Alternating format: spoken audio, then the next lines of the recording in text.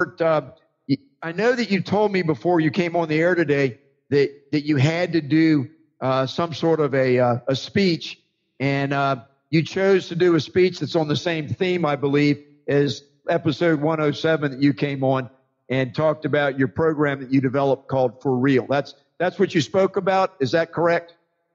Well, yes, I spoke on one part of it, and that part that I spoke on was my philosophy. And what's my philosophy and why, being that I've not always lived up to my philosophy. And it was a great opportunity to share that story. I love your idea on competition. I love competing because I would get better, but going up to get better wasn't the primary thing on this particular thing. I believe this, that the message that I shared, somebody needed to hear. Because I think sometimes we get caught up in our jobs, we get caught up in what the world wants, and sometimes we miss out. And one of the things that I learned in my life was to beware of what you become in pursuit of what you think you want. And to be careful of the choices you make, because the choices you make you. So as I was going through this, that was one of the main messages, or two of the main messages that I wanted to get out when I crafted this speech. That's a beautiful attitude to enter into a competition. And I'll give a little aside right there. A lot of projects that I work on are not because I have to finish a project and then I feel relieved when it's over. In less than 3 weeks, the curriculum that I've been working on actively for my financial literacy program that's going to go national, I haven't announced who I'm doing it with, but I have a license agreement with an international company, and I've been working on the financial literacy curriculum, and I've got an incredible assistant named Megan, Megan Thompson, who helps me develop it. And the point that I'm giving you is this. It's very stressful to work for 9 months to get something done. It's like round the clock. You know, it's a massive project. But it's got nothing to do with my knowledge that when I finish it, I won't have to do it anymore, or that it could produce some income to keep me going. No. I know that this curriculum that I'm getting ready to launch, it's going to change a lot of people's lives, and that's the purpose of it. And so when you say that you wanted to do this particular speech because you know that people need to hear it, I just love that, Lefford, because Jeff Heiser, who introduced me to you, is a person that always said that when you do what you're supposed to do, the money will follow. So I just want to say, for everybody that's listening and trying to move their lives forward, rebuild their lives to a certain extent, find something you love doing and focus on the purpose behind it, and don't worry about whether it produces so much money or not, because that will come in time. So Lefford, the talk that you did, how did it work? How many times did you have to speak? Were there rounds, or how many of you were in this competition when you finally got to this last level? You might have already said it earlier in the show, but so who got to this competition this weekend? Well, there were 7 speakers from across the state got there. It's basically, you have the club level, and clubs in South Carolina have anywhere between 20 and 75 people per club. And then there's an area. Our area has 3-4 clubs in it. Then you go from area to division, and you got division, which can have 25 clubs. And then the state of South Carolina, there's over 3,000 Toastmasters in the state of South Carolina. And so there were 7 representatives from that group, and we competed this weekend. And I was blessed to come in as the second best speaker for 2019 under this particular competition. Okay. The person that took first place, she must have been good, huh? She must have been great. Oh my goodness. She was amazing.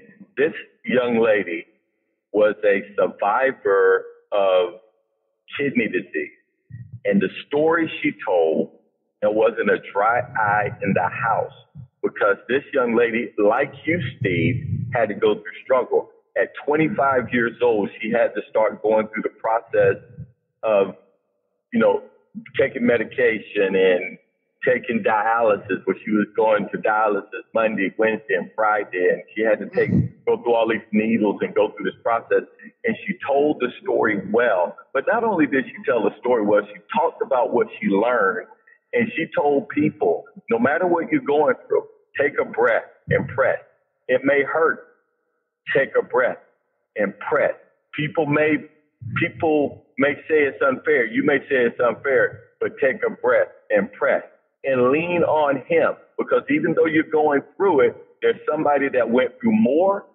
But if you take a breath and press on, you'll go. It was amazing. Sometimes people compete and they don't win and they come and give excuses. I am blessed to have been on that stage. I'm blessed to have that message. And it was just amazing. It was just a wonderful opportunity for me. That's beautiful, Lefford. That's beautiful. So, boy, you made me think about a number of things. You know how networking works with all the different people that we meet? We meet somebody else and it goes on from there. Well, you want to interview her, don't you? Yeah, that'd be nice. But I was talking to a guy. John Wesley Clayton is the publisher for the book that I was honored to be asked to write a chapter on, Napoleon Hill Principles. It was called Journeys to Success, Volume 7, about a year and a half ago. And I got published in that, and John Wesley Clayton is the publisher. And, it's all based on Napoleon Hill Principles. Well, I got an invitation to write another chapter for a book that's going to be coming out in probably 3 weeks. And this is the first that I've said this. I guess I'm not going to go too much detail, but my wife's participating in what we wrote. And so anybody that happens to be listening that knows Donna, we weren't going to say anything to anybody, but you'll get the gold star if you happen to find out by listening to the show this week.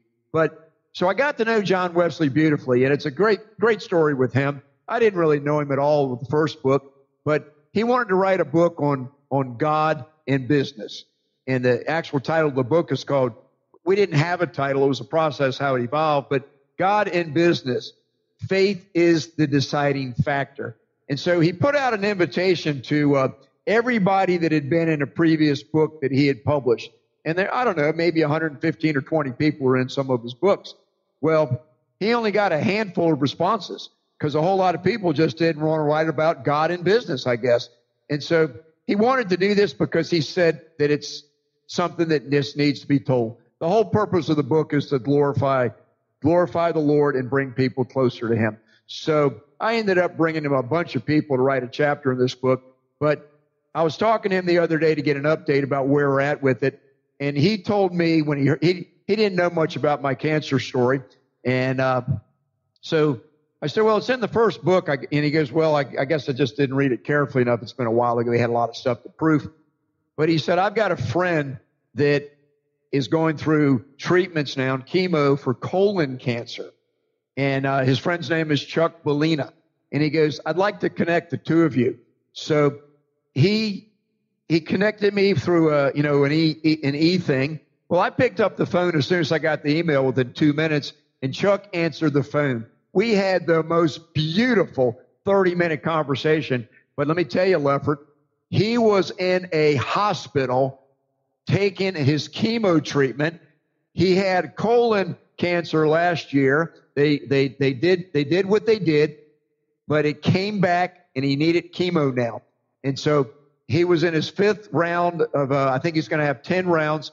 But I got to tell you, if you had not known that he was taking chemo the very moment that we were talking, you would have been listening to a guy on the other end of the phone that you would have thought is the most well-adjusted, greatest attitude in life human being you've ever met. I couldn't believe how wonderful Chuck is. And so I've made a new friend with just the kind of person that I love hanging out with. A guy that is taking life and moving on with it and not letting it pull him down. So I just wanted to slip that in for whatever reason you stimulated that thought on me there. You know, it's the girl that won the competition talked about her journey through kidney cancer, I guess is what it was. dialysis and everything else, rather. So, Lefford, tell me what your speech was about. Well, my speech was called My Philosophy, and basically it told the story of my first marriage. Lefford, let me stop you right now. Newsflash. Lefford, did you deliver your speech with notes or contemporaneously? No notes. You know it's coming. Notes. You know it's coming. Lefford, don't tell me what your speech was about. Let us hear your speech. I didn't know that you wanted me to give the speech, but here it goes. Well, you're good. Go for it. Have you ever had to make a tough choice? How do you make those choices? I make mine based on my philosophy, but I've not always done that. It was back in 1989. I was in Minot Air Force Base, North Dakota, and it was a cold, dark, dreary winter day when I came face to face with the results of some bad choices I'd been making. My wife, Tabitha, came up to me and said, "El, we need to talk." She called me El because she thought that was cute. I said, "Hey, babe, give me a few minutes. I need to finish up this project." I was working on an Air Force project at the house. It was my second day of break, and I hadn't been paying a bunch of attention to the family. "Babe, give me a little time, and I'll get right back at you." So a half hour later, she comes back. "El, we need to talk." "Babe, can you give me a minute?" And she said, "Now." Have you ever had a now moment, Steve? Oh, I didn't want to be breaking it up. Yeah, of course. But I'm just saying, a now moment. She said, "It's almost like you care more about the Air Force than you care about us. You're winning at work, but you're losing my love." I looked her in those big brown eyes, and you know what I did? Nothing. I didn't pay attention. And a few months later, she took my son and she left me. This was a terrible time of my life, but I learned a great lesson. Always take care of family. Now, I should have known better. I grew up in an environment where taking care of family was very important. The problem was I thought taking care of family was working hard, paying the bills, keeping a roof over their head and food in the stomach. Nobody ever told me about emotional needs. I thought that working hard was enough. Paying the bills was enough. How many of y'all know that that's not enough? Fast forward to 2001. I'm at RAF Lakenheath, United Kingdom, and it was a cold, dark, dreary summer day.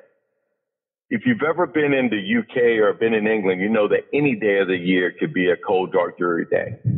And I got a call from my wing commander. My wing commander was like the mayor of the Air Force Base. And he asked me to be his deputy inspector general. The deputy IG is a big time position. It's a lieutenant colonel, which is a senior officer slot. I'm an enlisted guy.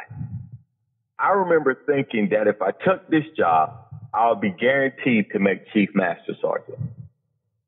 Chief Master Sergeant is the top 1% of the enlisted corps. Ever since I was a young airman, I had dreamed about being a chief. So I did what any smart airman would do. I went to talk to the command chief. The commander chief was the highest ranking enlisted person on the base. And I went to the chief. I said, Chief, check this out. I get to be the deputy IG. I'll get to stay in England for a couple of more years. I'll get to let my son graduate high school with his friends. I'll be father of the year and a chief, just like you. The chief said something to me and gave me a look that caused me to pause. He said, "I think that's a bad idea. If you stay, you'll be a homesteader. And homesteaders don't get promoted. A homesteader is somebody that stays at a base a long time." He said, "I can do whatever I want, but if I stay, I'd never be a chief." When I walked into the chief's office, I felt like He-Man, master of the universe. But when I walked out of that office, I was like Wee-Man, and I was kicking rock. I went back to my office. I was defeated, deflated, depressed. A few minutes later, in walked my boss, Colonel Dickerson. He